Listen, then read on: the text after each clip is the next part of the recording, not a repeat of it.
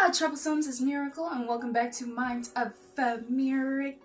I'm so happy you guys decided to join me. My energy is low, guys. I got a story time to tell you, okay? There's no fanfare, there's no makeup, there's no mukbang. It's just me, myself, and I, and you.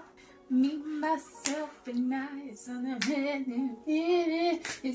You know, guys, I hear people talk about this all the time. What you speak into the universe is what you get. No, I'm not one of those people, okay? Because I'm a God-fearing girl, and I'm a person that either believes that God brings it into your life, or that circumstances just happen and, you know, you work with what you have. I don't believe in some hoodoo, la-di-da-di, coming and go life and fixing things mysteriously without an entity being there unless it's circumstantial. That being said, I kept saying, world, I need a vacation, I need inner peace, I need rest, I need relaxation, and you know what, guys? I got it. But make sure you're not like me, and you make sure to specify it, okay? I said it's either going to be God or circumstance, and I know God didn't bring this upon me, so this is merely circumstantial, okay? I got my vacation, guys. In fact, it's a 2-week long vacation. I have 2 weeks all to my bloody self, and I am so at peace with— I'm lying.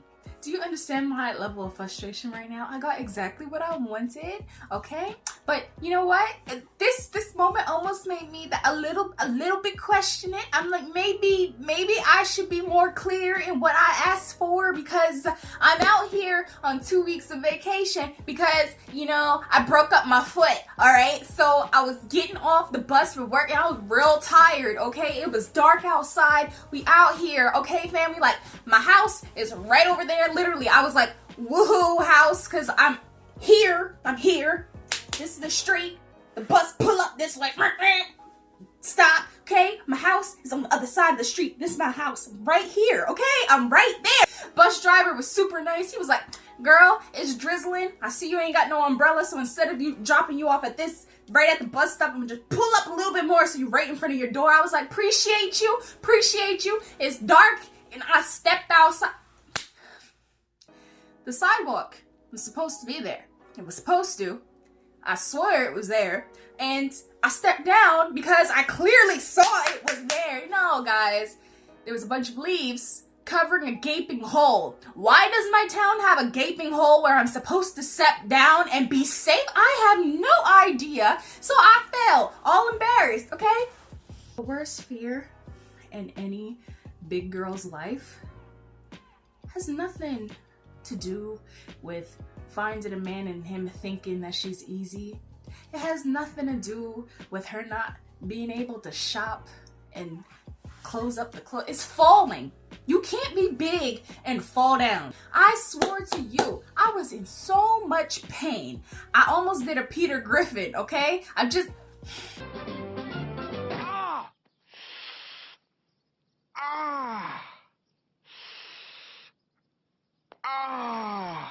here on the floor, and then, oh God, why couldn't it be the one time I got the bus driver that did not care? It was my friend, okay? And he was like, miss, you okay? Sis, are you okay? Sis. And I'm like, I'm fine.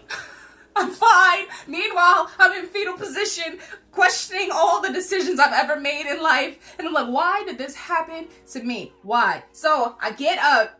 I don't know how. It was like God himself, just get up, my child. I swung up out of nowhere. I'm like, I'm okay.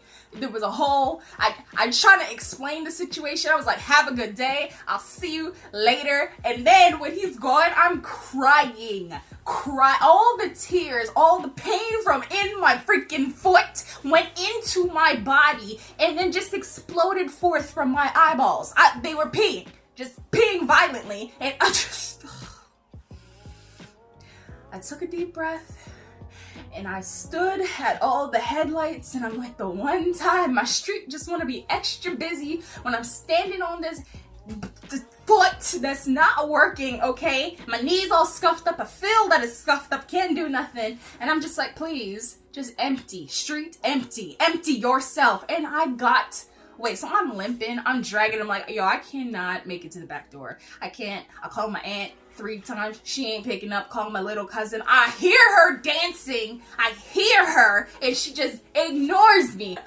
I'm ringing the doorbell like it's the police. End up coming inside, and then I'm crying, I'm telling the story. You know, it wasn't even the pain that got me at this point, it was the embarrassment that was getting to me. The pure embarrassment that I busted myself outside my house right there is what got to me. So I'm like, it hurts, and I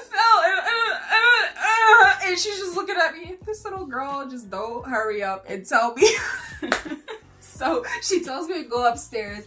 I'm limping, and then I lift up my foot. She bring me some ice or whatever, and then I can't stand the doctor, especially since I've gotten to a point where I have to pay for medical insurance. No, I'm not about it. Especially since each time I go to the doctor, everything is racking up bills. You taking my temperature, that's a bill. You making me pee in a cup, you gonna charge me $4 to pee in a cup. My insurance ain't worth nothing. So my anxiety level was all the way up here, beyond the screen, like all the way up here. So I was confused, I was concerned. So I decided to play doctor, just like most other people. I went on YouTube. I was like, how can you tell if your foot is fractured? How do you know? To me, it was not broken. I thought I had a sprain, and I was just like, this just real hurt. I'm a punk. This just hurts really bad. I'm a punk. So I ended up watching some guy. He was very informative. I should insert clip. They are the most well-known physical therapists, according to them. Their corny intro. Anyway, so I watched them and I checked myself. I went all the way, took my leg. This hurt, but I took my leg and I felt it up just like they told me to. I checked along the bones and stuff. I had a little bit of tenderness, but you know when the adrenaline is high and you're like in full denial. So I was like, nothing's wrong. My foot's fine. Some rest. I'm going to work. No, 4 o'clock in the morning ran around, and I stepped down, and it was. That had to be one of the most traumatic pains I have ever felt. It took me, mind you, the bathroom is the door next to mine. It took me a solid 5 minutes to walk over there. And it took everything within my being to be like, I'm not going to wake anybody up in this house. I'm not. So I silently wept my way to the toilet. That wasn't the worst part. It was getting up off the toilet seat. Let me tell you. So I made it back to my bed. I do not know how. And I was like, I don't think I go to work today. I don't think so. So I went to go text my boss. I'm like, it's kind of rude to text him at 4:30 in the morning, Miracle. So maybe you should wait a little bit. So I waited. I text my aunt, and I hear her alarm go off. She don't get up. I'm just like, I don't know what to do. Anyway, long story short, I end up going to the doctor's office. My aunt found a cane in the house. I think it's for my grandpa. I used this cane. I'm 25, guys, using the cane. And I was fine yesterday. That was what that blew me. That blew me so much. It wasn't even the fact that I was using the cane, because I understand that people have different circumstances or whatever. So it's not about the age thing. It's about the fact that I was fine yesterday. I was fine.